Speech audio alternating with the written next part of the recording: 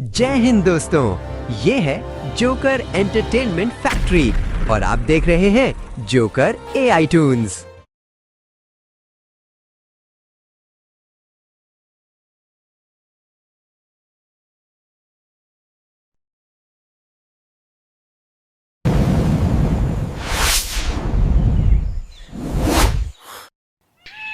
जंगल में एक शांत दिन था। गोलू और उसके दोस्त नदी किनारे खेल रहे थे, लेकिन वे कुछ ऐसा देखने वाले थे जो एक यादगार एडवेंचर का सिलसिला शुरू करने वाला था। ये कहानी है वीरों की गाथा की।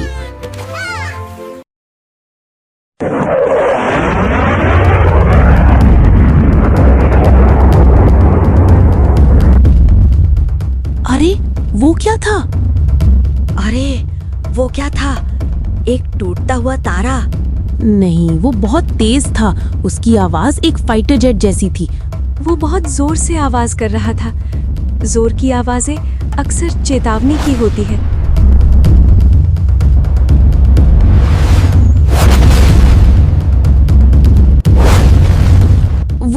वो फाइटर जेट लगता है कि वो क्रैश हो गया है।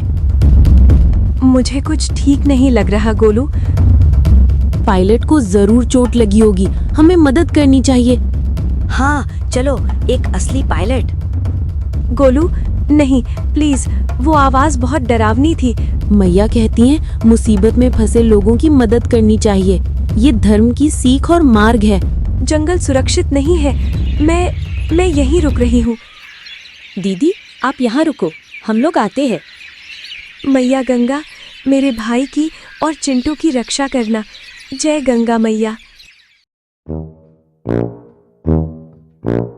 और फिर गोलू और चिंटू निकल पड़े उस फाइटर जेट की तलाश में।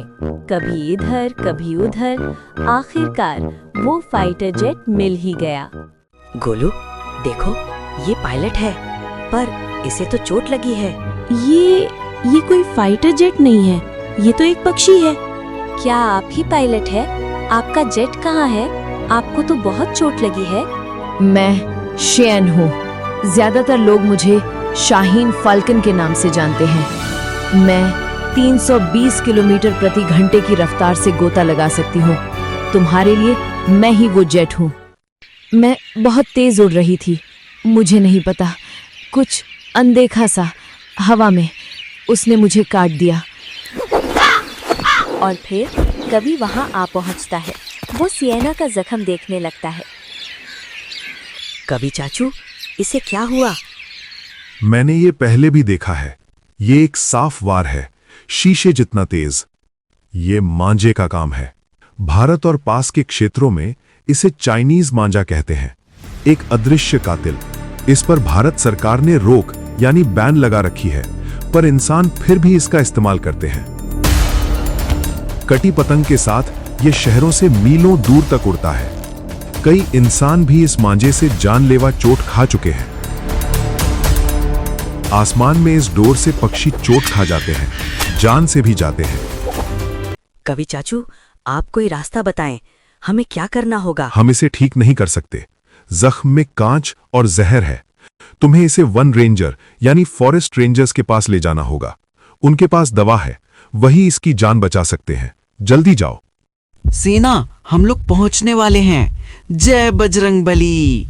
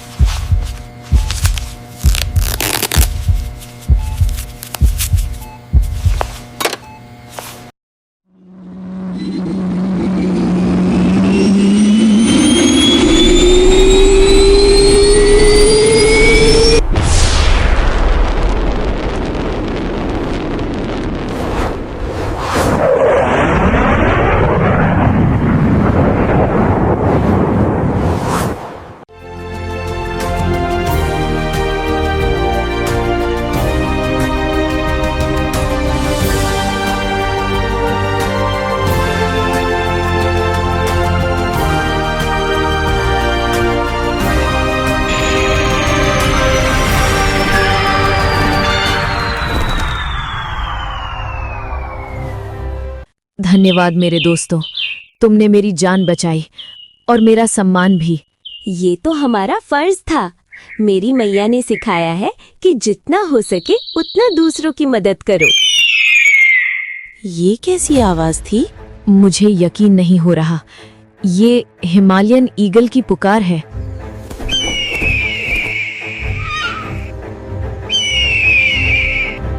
हमने तुम्हें गिरते हुए देखा था शेन। तुम इंसानी लापरवाही के कारण जख्मी हो गईं, लेकिन हमने तुम्हारी हिम्मत भी देखी, तुम्हारा साहस, और हमने देखा कि कैसे तुमने अपना सम्मान पाने के लिए फिर से परिश्रम किया, हिम्मत और साहस दिखाई। एक रक्षक की यही सच्ची भावना है। तुम्हारा मिशन खत्म नहीं हुआ है, हमें तुम्हारी जरूरत है। ये ही मेरे जीवन का लक्ष्य है। मैं देश की सेवा करने के लिए तैयार हूँ, commander sir. Guardians of the sky में तुम्हारा स्वागत है।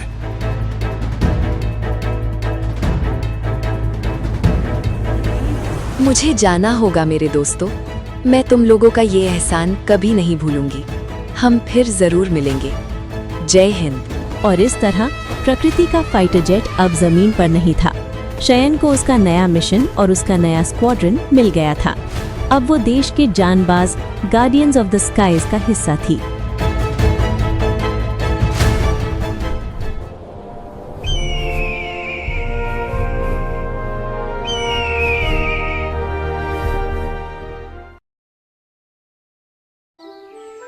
गोलू के साथ जंगल की बातें।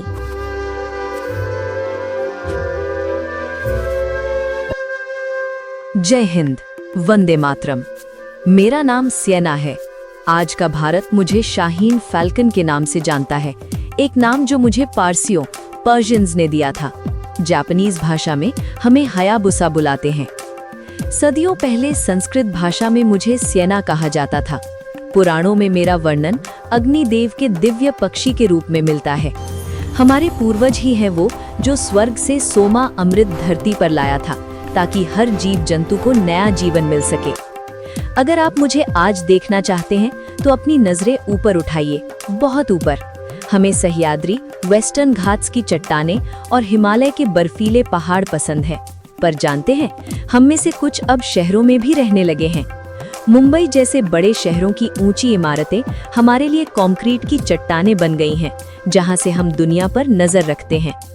हमारी सबसे बड़ी खूबी है हमारी सुपर मूव। जब हम शिकार करते हैं तो हम सिर्फ उड़ते नहीं, हम डाइव लगाते हैं। इसे स्टूप कहते हैं। हम अपने पंखों को सिकोड़कर एक बूंद का आकार ले लेते हैं और आसमान से 320 किलोमीटर प्रति घंटा की रफ्तार से नीचे आते हैं। ये धरती पर किसी भी और जानवर से ज्यादा तेज है। हम ये कैसे कर पाते हैं? देवी आरण्यानी ने हमें अनमोल उपहार दिए हैं। सांस लेने का राज। इतनी तेजी में सांस लेना नामुमकिन है, पर हमारी नाक के छेद में छोटे छोटे बोनी स्पीड बम्प्स होते हैं, जिन्हें ट्यूबरकल्स कहते हैं। ये हवा की रफ्तार को कम कर देते हैं ताकि हम आराम से सांस ले सकें। इंसानों ने हमें देखकर ही जेट इंजन का डिजाइन बनाया है। प्राकृतिक चश्मे। हमारी आंखों में एक तीसरी पारदर्शी पलक होती है, जो डाइव के वक्त धूल से बचाती है और गॉगल्स का काम करती है। शक्तिशाली दिल। हमारा दिल 1 मिनट में 900 बार धड़कता है, ताकि शरीर के हर हिस्से को तेजी से ऑक्सीजन मिलती रहे। हमारा शरीर किसी फाइटर जेट से कम नहीं। हड्डी का हेलमेट। हमारी खोपड़ी बहुत मजबूत होती है, जो डाइव के भारी दबाव जी फोर्सेस से हमारे दिमाग को बचाती है। मजबूत सपोर्ट।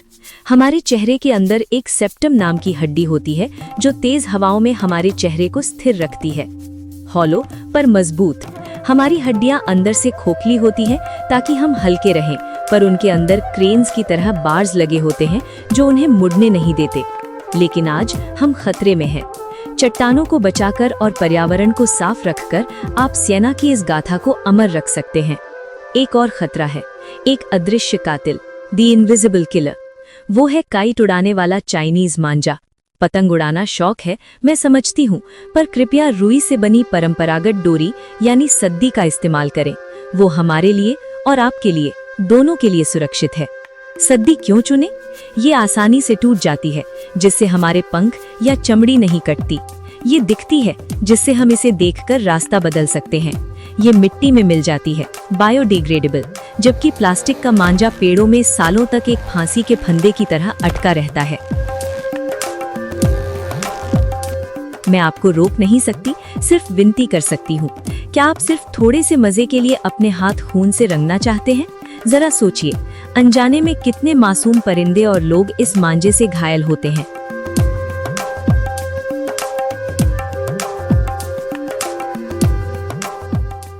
बर्ड्सचा रेस्क्यू केला आहे ताळा तोडून। शैलेश मेहता, इंजर्ड बर्ड्स है चील।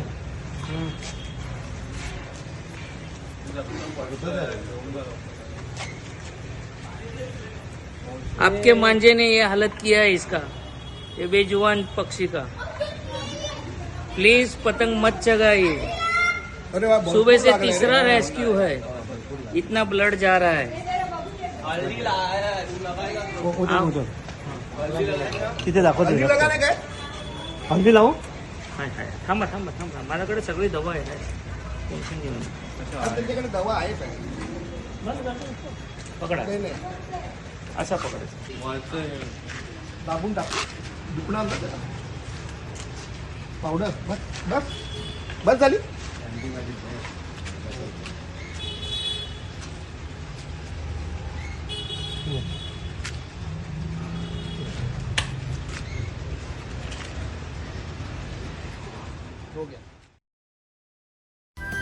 एक बार हमारी जगह खड़े होकर देखिए। अब मैं विदा लेती हूँ। माँ दुर्गा आप सब पर कृपा करें।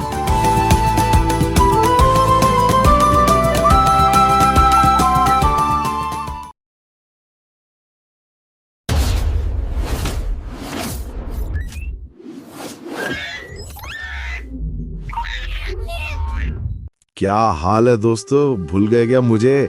मैं आपका जंगल रिपोर्टर फेकू लाला। शैना एक बहादुर बच्ची है, उसे उसका लक्ष्य मिल गया। लाइफ में बिना मेहनत, डिसिप्लिन और फोकस के कुछ नहीं मिलता। पढ़ो लिखो, लायक ना हो, माँ बाप की सेवा करो, देश का नाम रोशन करो, देश की सेवा करो। मैं तो भिड़ू अपुन के जैसा डपोरी बन जाओगे। अपुन को अपुन के माँ बापू से दूर कर दिया, लाइफ बेकार हो गई, लाइफ की वाट लग गई। अपुन की स्टोरी बाद में कभी।